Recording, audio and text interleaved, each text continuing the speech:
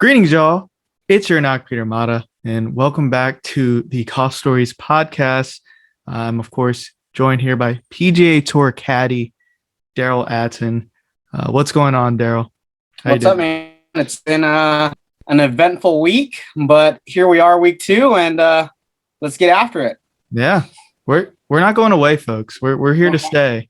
I even got my rock star, so I make sure I'm awake for this. Yeah. No, I got my drinks. The first episode was just a warm up, a little range set. This one, we're going into it. I mean, it's tournament time. For sure. We've gotten used to it and everything. Speaking of playing, Derell, did you play a little golf this past week? I played on Thursday. Played with a group of guys. One of my buddies is moving, so trying to play as much with him as possible. And we played a 5-some that day, and it was great. Like, my golf game wasn't so great, but we're working on it. I went to the range today, and good and bad. I mean, there's moments I'm like, man, I can do this, and there's moments like, yeah, that's why I'm not doing this. Yeah, let's hit a few more balls. Yeah. It was definitely on the colder side today here in California. So, my range session was cut a little bit shorter than I would like, but it is what it is. Yeah, quality over quantity. True. It's getting a little chilly over here in Louisiana as well. But I got some golf in. Oh, nice. Best golf, but I played, and there were some nice holes. Maybe if the greens weren't like actual like glass, basically. Right. They're completely no traction. So, downhill or 10-footer, it's going to be 10-footer back up. So right. You got to have that touch. Yeah. You have to, you have the little ancient Chinese secret here is to toe the putter, deaden the ball to make it go down the hill or play a little break, which even that didn't really help. But, I got out there and played with the family as usual. And, good. We still had fun. So I mean, playing is better than not playing at the end of the day, as crazy as it sounds, even though we're annoyed out there. Exactly. And especially since it looks like this coming weekend might be a little on the chilly side, might be in the 40s, might even get some snow down here in Louisiana. So yeah, anytime you get a little golf in, even during the winter months, is ideal. Yeah, for sure. Always live clean in place, at least winter rules. That's true. Yeah. We nudge it a little bit. I use that as an excuse. Or sometimes, we'll typically play with skins, we'll play a skins game, but like sometimes in winter, like it's the conditions are so brutal. We're just like, we're just out here for fun. Yeah, no, for sure. Yeah. We don't have to do it for a living, which is, at the end of the day, really great. Yeah. So did you get to watch the Sony Open or any of the highlights? I watched a little bit of it. The caddy for Russell Henley's a good friend of mine. He's actually one that I room with a lot, and so obviously I was definitely rooting for him, and it was tough to see, but like I said, Hideki's a solid player. You can't, you give him any opportunity, he's going to take advantage. So obviously it was tough, tough finish, but like I said, at the end of the day, just kind of build on it for them. But like I said, that tournament, it's nice to see because, like I said, placement golf course, plot your way around. You don't have to overpower it. You see a lot of different guys on top of the leaderboard, like, Kevin Kisner, Kevin Kisner, a guy that, exactly. Like I said, that's what is good to see. Like, the bombers don't have to, basically take it. Cause the problem is like, that quote unquote tiger proof, like everybody talked about it years ago, tiger proofing. But the problem when you quote unquote tiger proof is, you give advantage to those guys that are long. So then, like I said, like, yeah, it's great because you quote unquote tiger proof it, but like it still hurts everybody else. Yeah. So, I mean, sometimes it takes away from the characteristic of some holes on the course that were not meant to be designed 20 yards further. Right. So, like I said, it's good and bad. Obviously, the players that know, their game, they'll like to play there, every year because, like I said, it's a place that they think they can take advantage of. And, Tiger did it for all these years. That's why he wins so many times at similar places because he knows his game and there's certain places that he won't do well. So, like I said, it's also, that's the beauty of golf is you can kind of pick and choose, where you attack, your game for the year. Yes, indeed.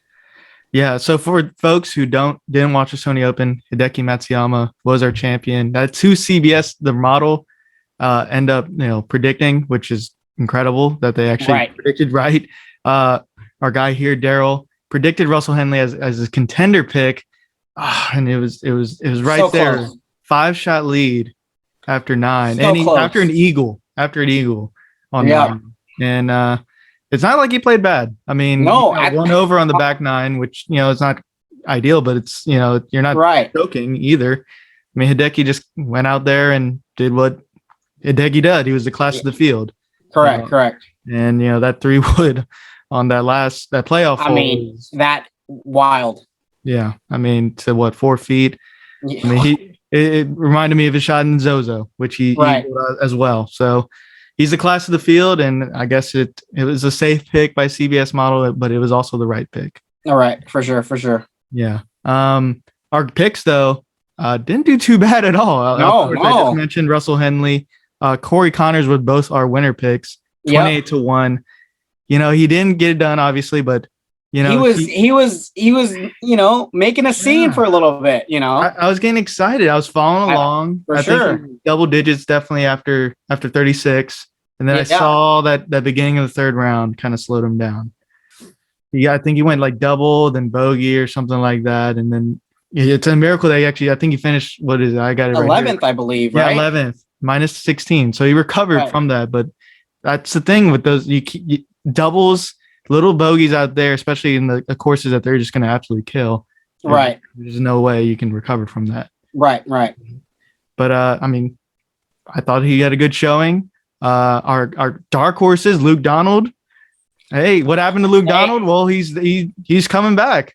Hey, he made the cut. He played the weekend. Yeah, tied 27th, minus 12. Yeah. So I mean, I was eyeballing him. I was like, look, Daryl's onto something. He has a little bit of an idea. Yeah. And Lee Hodges was struggled. Your backup. My backup pick struggled. Yeah, but we won't mention it. He missed a cut, but that's okay. Yeah. It was a backup pick. It wasn't the first. It wasn't even the starter. You doubted me because I was starting to question if Luke Donald was even in the field, and like I said, that's true. I was pretty good on my my efforts. That's true, and I have the field put on because Luke Donald was on the betting odds, but I have the field up here just in case you pick another one that's not in the betting odds. So that to make sure we got our facts straight on the Golf Stories podcast, and that's what we want to do. We want to make it entertaining, like you're talking to your buds, and also get our facts straight here. I mean, of course, everyone loves the what happened tos and the other videos. Oh, they're like I said, check those out, by the way, guys. Yeah, because they're so detailed. Yeah, we want to make sure we get our facts straight. But yeah, Luke Donald was in the field. Lee Hodges. My dark horse, Davis Riley, finished minus 13, tied 20th. So again, not too bad. Hey, he was kind of like going there for a minute. Yeah, he was in the mix a little bit. Like I said, I took a peek here and there, so I wasn't totally clueless. Yeah, and Billy Horschel minus 11, tied 36. So we pretty much all our starter picks got double digits, which is, and they made the cut. So it's I'm telling you, people, we think we know what we were talking about. So yeah, I mean, hey, week one, all downhill from here, but week one. When I saw them going, I was thinking, I'm about to make a trailer with us from the first episode saying, Luke Donald is going to win. And then it's going to be like Luke Donald on the leaderboard winning. I was getting the trailers ready, but I mean, like I said, hopefully we can get it done one week. Yeah, no, we got plenty of weeks left. It'd be ideal if like all three of our guys just, get in a playoff, a 6-man playoff or something. 6-man playoff. Like the Olympic, what was it? The bronze medal playoff that they had there. I didn't even get to watch that one. My one highlight of my caddy is that 5-man playoff in 2016. That's true. The RSM Classic 5-man playoff. Crazy deal. You had of course Mackenzie Hughes, you had Camilo, Billy Horschel, Blaine Barber, and Henrik Norlander. Dang. It was little five-some action. It was a little five-some action. Like I said, unreal. Like I said, one person's unreal, right? Right. I mean, let alone 5 people. Yeah. I mean, it's a rare 20% chance. It's like I think in the 2002 Open Championship, they had to split them into 2 groups. It's two like groups, yeah. So, do what you got to do, I guess, to get what you got to do. Yeah. So anyway, this week we have the American Express. Okay. It's not the American Express Championship. It's just the American Express, I guess. Oh, is it? Like, I didn't know that. Yeah, they didn't want, I guess, confusion between that old championship and this one. So it's literally just called the American Express. Before, I still know it as, the Bob Hope. Oh, everybody calls it the Bob Hope Classic or something. Yeah, where the celebrities used to play. Used to be for 5 days. Now it's you're right. It's been so long that I forgot about that now. Right. Yeah. The celebrities used to play it. It pretty much used to be like Wednesday. Did it start Wednesday? Yeah, it started Wednesday. Yeah. I remember, Nicholas Private, Palmer Private. Exactly. So they changed it up. Phil Mickelson, lefty, is our host for the tournament nowadays. I think he took over a couple years ago. Almost won it, I think, the first year that he took over a host. Lost to Andrew Landry? Adam Long, I think. Oh, Adam Long. Okay. Yeah. Both ALs. Yeah. And maybe betting odds, choose someone with the AL. Right. I don't know. I mean, Andrew Loop, shout out to you, former LSU. Right. Yeah. So the Tiger. Yeah, exactly. Go Tigers. So the American Express, it is played at a few different courses. The PGA West, it's in La Quinta, it's in Palm Springs. What do you know about all those courses? Derell, did you have experience there as a caddy? I've only been there a couple times, believe it or not. I've been lucky, the years that I've caddied that we've skipped that event. Typically as a player, normally an average player would either pick that event or Pebble to play in, from an amateur standpoint, because, the rounds are long. It's 3 courses. So you got to do a lot more prep work. The week is short, so you got to kind of, manage your time well. On top of, like I said, the rounds are long. So it's like finding that balance. And I've been lucky. I mean, not lucky, because like that place is always, you're playing in a dome, which is basically nice. And it's always, the conditions are great. But I've been lucky that, that if I had to choose one, because I have a soft spot for Pebble, that my pros have always just chose Pebble. So I've been lucky there for me being biased. Otherwise, if I didn't have any bias towards Pebble, I'd definitely pick there because the weather is always nicer and you know what you're gonna get. Pebble is always a hit or miss. But yeah, those 3 courses. I know that La Quinta, typically from a player standpoint and caddy, it's the easier of the 3 courses. So you want to take advantage of that for sure.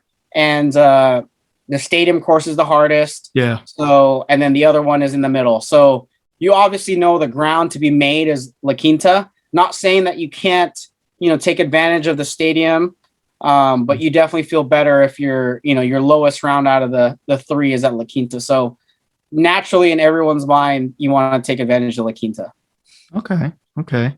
And you said, I think last podcast that you could use a cart in the practice rounds. Yes, and that's confirmed still because a couple of my buddies are there, and I was like, "You guys still on carts?" Oh yeah, that's the only reason why we're playing as much as we're playing. And why is that? It's because they close the course Monday. Because the course is closed. The course is closed to public. Normally public can go watch the practice rounds. Oh, okay. Monday, Tuesday, Wednesday. This one, because it's a pro-am, they let everybody just come starting Thursday. I think actually they start tomorrow actually, because I think there's a pro-am tomorrow that they'll start letting everybody. So I think tomorrow there's no carts, but I know Monday and Tuesday there's always been carts. Okay. Yeah. And I've actually, before I caddied on the PGA Tour, one quick tidbit, to get experience around that place, I actually caddied in the pro-am for an amateur there 1 year. Oh. And so that's kind of how I got, a little bit of my first start, which was, good to experience. Cause like I said, you were around it and, got to see all the courses, and so I knew when I came back I'd have a better idea and how the operations worked. And like I said, it was an easy go because at the time I had housing there, so at least I made a little bit of money, not obviously not PGA Tour money, but a little bit of money and some experience, and got to be around. And like I said, it was that tournament. I definitely like that tournament for sure. Like I said, the weather is always nice, and like I said, it's easy walk too. Yeah. That from a caddy perspective, easy walks are always great. Yeah, that's true. I mean, every time I watch it, it looks like it is like indoors. It's completely calm. It's going to be calm again this week. It's going to be in the 70s. It's going to be 70s, sunny. You did your homework. You did your homework because, like I said, that place is a birdie fest. Absolutely. So you need to get your birdies in check. It used to not be that way, actually. In the I believe the PGA, the stadium course I'm talking about, was designed in '86 by Pete Dye, and pros actually complained about that. It was too damn hard, to quote them. PG ways. Right. Without going too violent. But yeah, they basically banned the players banned it from being played there from like '88 to 2015 because they didn't like it. It was too unfair to them. So that's an interesting little tidbit. I didn't even know that. Yeah. So but apparently it was good enough to play the Q school there. A few times in the mid 2000s. So I guess they made those who were trying to get on tour suffer instead of the actual tour players suffer. Yeah. Yeah. Have you ever hit or have you had your player hit from that 16th hole where it's like straight uphill? I believe, the 16th hole at PJ West on the stadium course, like the bunker is like basically like a mountain you have to hit up.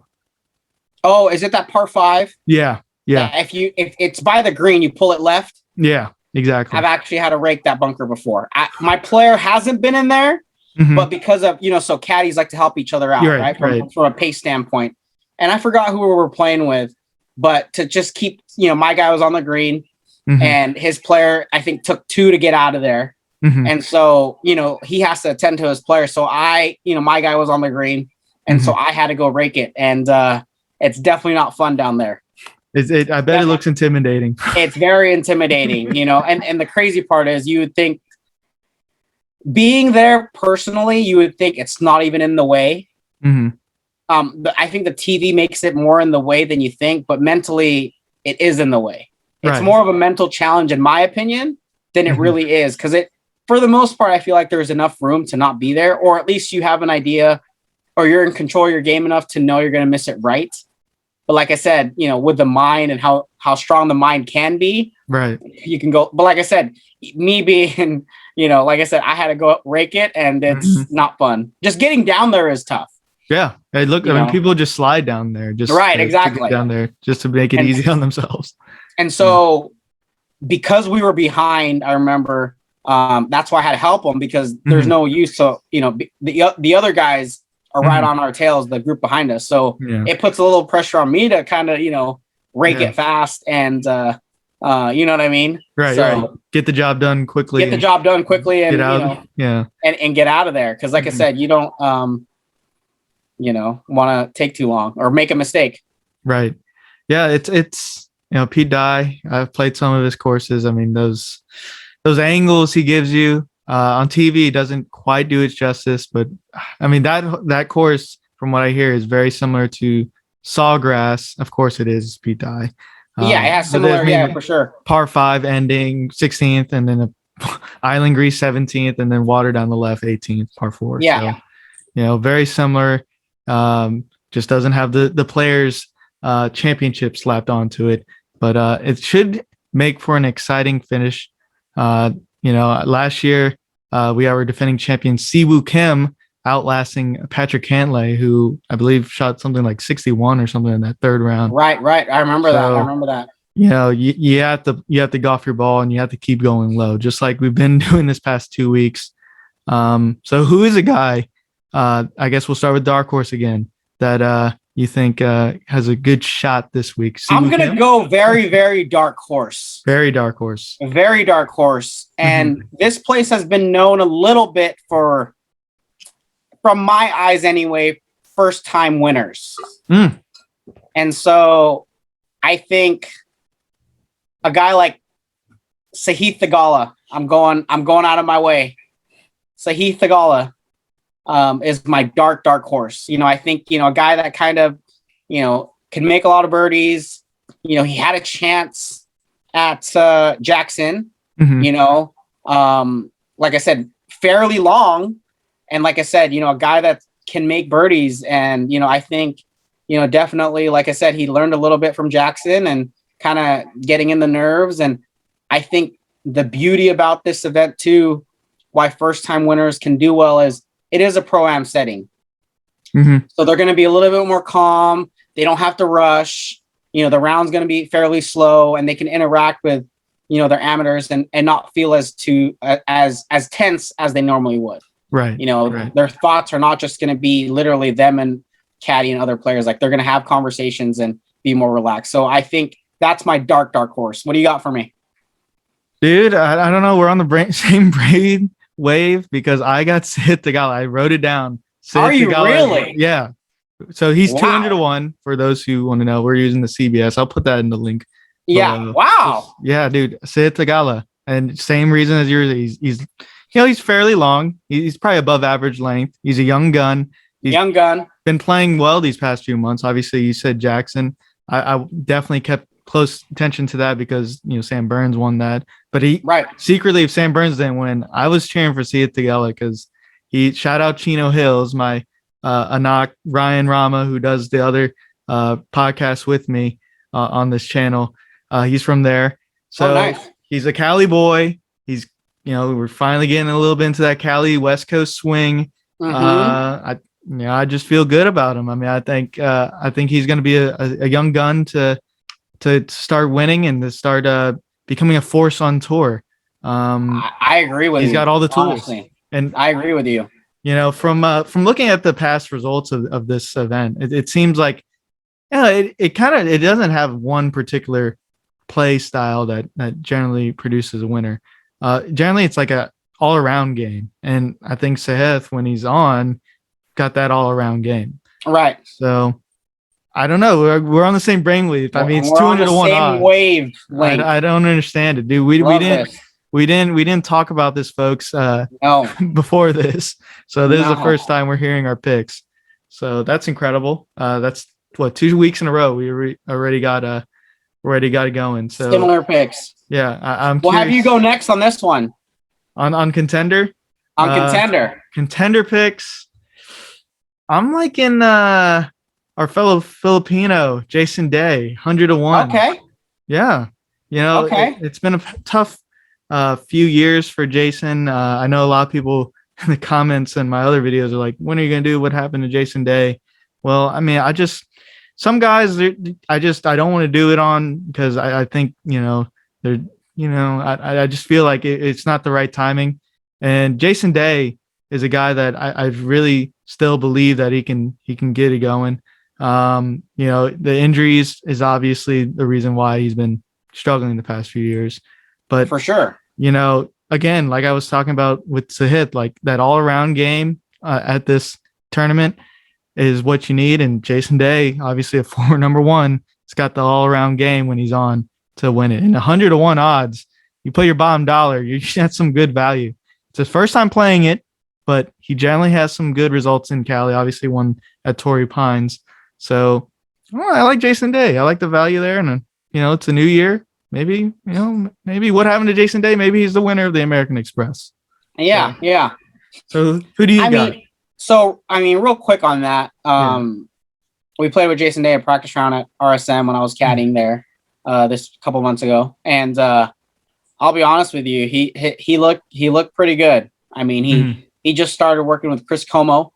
And so, he was taking video of his swings and sending them right away. And, obviously the coaches are really on point with their guys responding right away. So Como, from when I was in the mix, was responding right away. And he was looking good. Like, obviously with injury, that's Mhm. always but like I said, I like that pick. Yeah. Fellow Filipino. I know he generally Fellow says Filipino. he says he's Australian, but he's half Filipino for those who Oh, don't know. he for sure, for sure. My guy is a little bit more favored than that. Mhm. My contender. I like Adam Hadwin. Oh, okay. I really like Adam Hadwin. I think he's had some success there. Mm-hmm. He's kind of been quiet for the past couple years. Yeah. He's always, like I said, I feel like top 50 in the world, Mm-hmm. and he's very consistent. Doesn't really, in my mind, make too many mistakes. He's very, Mm-hmm. and again, this is a President's Cup year, and so I think he's due He's personally. he's due. Yeah, and he's staying So within that Canadian family like he I did mean, last like I week. said, I gotta, there's something in that Canadian circle that I'm definitely liking, and like I said, Adam Hadwin is my contender this week. Okay, I like it. I like it. I got a fun fact for everyone, but everyone knows this. He shot 59. It was in Yeah, 2017 during this tournament. So good vibes. I think he's got some high finishes there as well. I mean, if you shoot 59, obviously you're gonna right, get right. I think he has a grasp for the place, and again, mm-hmm. this place it's me being there. It's a little bit of a plotter's course. Plotters. You just can't send driver legit everywhere, because Mm-hmm. there is some penal areas if you miss the fairway. Mm-hmm. So like I said, he's very good plotter, and like I said, I think him and his caddy are very smart with their game. They talk things out, and they're very tactical. Mm-hmm. I think they dissect courses very well, and like I said, you just don't shoot 59 on accident, in my opinion. No, you don't. I mean, that's in tournament pressure, PGA Internal Tour pressure, right? pressure. Like, So, yeah, like I said, that's I'm definitely liking him, and like I said, I think he's due. He's kind of been quiet for his caliber type of player in my eyes. So right. I I think think he's he due. should have a couple more, dubs at this Right, point. You for know, sure. he's that type of quality player. He's 80-1, so that's great value. Yeah, You know, I like it. I like the yeah, pick. 80-1 contender pick. Early in this year, we've seemingly had a lot of guys kind of just add on to their win total. Guys who we like usual that they're contenders on the PGA Tour. And you're like, whenever these guys going to win? Well, Max Homa added a win. Sam Burns, Sung JM added wins. right. So it's the time to start adding your W's up and start. That's why that's why I picked Corey Connors Right. last week. So maybe Adam Hadwin will have the magic. We shall see. I guess who's your winner? So I'll go, since it's we'll switch back and forth. We'll probably have you start next week, so to Yeah, change it up. But my winner this week, I'm liking Scotty Scheffler. Oh, I think he's due. Ryder Cupper, had some good finishes in the fall. I think he's just ready to get it done. I mean, he has caddy of Ted Scott now. mm-hmm. Louisiana native. Yes. Slide out, shout out. Shout out. So I think he's due. I mean, he's been knocking. I think the confidence that he has, and like I said, the extra confidence that he has now that him and I think Ted Scott are gelling together now. They've been a couple events together. So I think I like Scotty Scheffler getting that first W. Everyone's been waiting. Everyone's been waiting, and like I said, this place is low key known for first time winners. Yeah, so, check off those win marks. Yeah. Let's get it done this week. Yeah, I like it, Scotty. I mean, he's always there. We just need that W. We just need that win to kind of open the floodgates. Right. So that's a good pick. He's 18-1. Yeah. He's one of the favorites. So just by the way, some of the favorites that they have is John Rahm, obviously, and Patrick Cantlay. Of course 6-1 and 9-1. I mean, that's obviously I would think those guys would probably do well, but we're not going to just be safe out here. No, we got to make it interesting. And also CBS, whose model did predicted last week, they're predicting Tony Finau to do well. Fun story is that I actually won $3,000 from betting on Tony Finau Whoa. and in Northern Trust. Yeah. So I actually call him, Mr. 3000 now. Oh, love it. I love it. I mean, shoot, man, he was due. Everyone loves Tony, and he was due at that time. And I wouldn't be mad to see him win again here. So I'm not going to choose him though. I'm not as confident as I was a few months ago. But go ahead, Yeah, let Tony. people to choose from there. Low key. Yeah. He's what is he? 20-1. So that's actually worse odds, or no, better, worse odds than I had 12-1 when I chose him. So 20-1 for Tony Fan is pretty good for those who want to bet, but that's not my pick. I'm going to go with Matthew Wolff. Oh, Cali boy. 30-1 odds. He's playing well now. I mean, obviously, the beginning of 2021, people were like asking me, when are you going to do what happened to Matthew Wolff? Like, whoa, slow down, folks. I mean, golf takes. Is he even 25 yet? Like, he's not even. He's younger than me. He's and like that's where I'm getting at. Like, I think there needs to be the mid-am, the qualifier, before you can even think about it. Right. So yeah, I mean, slow your roll, folks. I mean, it's a lot of pressure. And he's handled it well. He's got already a PGA Tour win. Like we were talking about, it's time to add on to those W's. Like I said, Sung J M, Sam Burns, Matthew Wolff. For some reason, I think this year is going to be that year of guys just adding more to their resumes. Yeah. So I mean, he's a long bomber. When he's playing well, he can make a bunch of birdies. I think that just suits him. I mean, it's going to be perfect weather. He doesn't have a great track record at this event. Granted, it's a very short one, but Cali boy, I don't know. He's playing well. He got tied second at Las Vegas. I think he's got another top 10. I think Mexico. So he's getting it together and rounding into form. Yeah. I don't see why he can't do it. 30-1 is great value.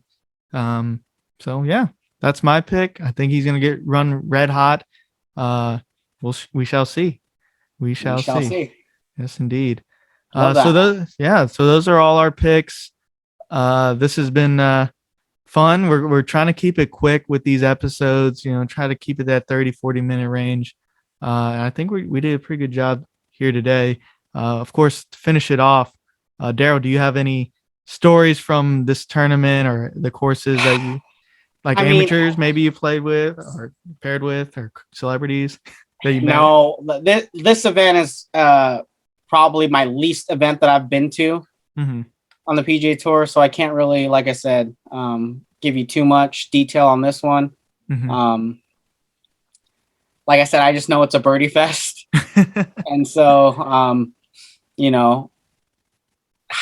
I got nothing for you. It's all good. This is why we have the fun random facts that I can end with if you don't have a story. I don't have any. I'm looking forward to next. I'm looking forward to when you do have stories, because I know. You know what? Next week I will. We're at Torrey Pines, definitely one of my favorite places. Like I said, it's majestic, and we definitely have a fun one for you next week. Let's put it that way. Oh yes, and next week I think it's going to start on Wednesday, so we're gonna have to come together maybe on a Monday. We might have to do it on Monday. I forgot about that. It's a Saturday finish. I know that, and I heard, and I don't know why it's for sure, but I heard they did that because of football. That makes sense. They didn't want to compete with the AFC Championship. I think Jim Nance has to get to the championship or something like that. I've heard through the. That would make sense. I know for sure. Phoenix Open moved back this year because of the Super Bowl. They always wanted the Super Bowl spot. So that's an early fun fact for you moving forward. So because Phoenix used to be always the week after Torrey Pines. Right. They still wanted to keep their Super Bowl spot. Hey, I don't blame them. The stadium course, Super Bowl, it's all fitting. And so those are fun events to cover. I mean, the Torrey Pines, that's Saturday night ending on that one, but it is the American Express week. Sorry, folks. We're getting giddy. Let's calm our horses. Let's get through this week. And like I said, I'm not, like I said, this week is still a good week. Like I said, I've been there a couple times, and I've never not enjoyed this week. So it's just like I said, for me, it's just been least attended. Yeah, I understand. So I got the random facts for you. This tournament really obviously Bob Hope, Chrysler Classic, Bob Hope Classic, whatever you want to call it. It's Yeah, tied to Bob Hope so much. it's the hope. And yeah, it's the Bob Hope. I still call it like we last week we call it the Mercedes. This is the Yeah, Bob Hope. yeah. Arnold Palmer was tied to this event because him and Bob Hope were big friends, you know. Right, right. 1973, this was actually Arnold Palmer's fifth. He won this event five times. It was his fifth one, and it was actually his final PGA Tour win at this event. So, Oh, good fun fact. yeah, and also I know it's been circulating on social media. He shot his age at 71 in 2001 here at this event. So he loves this event, Arnie. So Rager Arnold Palmer's wherever you got it for Arnold Palmer in this event. Great golf ambassador, an ambassador in general, Arnold Palmer, and can't wait to cover the Arnold Palmer Invitational. For sure. Yeah.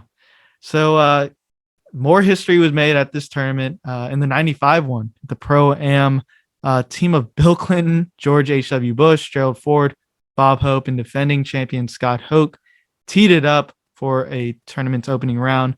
The event marked the first time a sitting president, Clinton, had played during a PGA Tour event, and perhaps the first time the three presidents had ever played together. So pretty fun fact there. I mean, sitting president to be able to play in a PGA Tour event. It's like, like Obama playing like the NBA All-Star celebrity. Yeah, That'd be the definitely equivalent. cool to see. Yeah, that would have been cool to see. In 2011, in just his fifth PGA Tour start and second as a tour member, Jonathan Vegas became the first Venezuelan to win on the PGA Tour. It was also his last year. It was the last time that event was a 5-round event. So, you know, pretty crazy. That's what 11 years ago. So, yeah, I guess, you know, it's a 4-round event. It's completely changed identities since then. I can't believe that's been 11 years. I still remember him and Gary Woodland going at it on that event. Yeah. And lastly, of course, everyone knows the 59s. I just mentioned Adam Hadwin's in 2017. He got that in the third round. And David Duval. DD. And everyone knows that famous line Mike Tirico said, the greatest final round ever. Right. 59 to win it in 1999. So, you know, check out my What Happened to David Duval if you'll have. I mean, the story's famous already. I just hope to spread the knowledge like we are here about fun golf stories. So this was another good one. Awesome, dude. We wrapped it up pretty smoothly within the good times. Derell, enjoyed it as always. Any last words? I mean, like I said, let's look forward to having a good week. Yes, sir. Yes, sir. So the American Express, we'll see what happens there. So everyone like, subscribe, do all that, comment below. Do your thing. Your words mean something to me. So later, y'all. Later, man.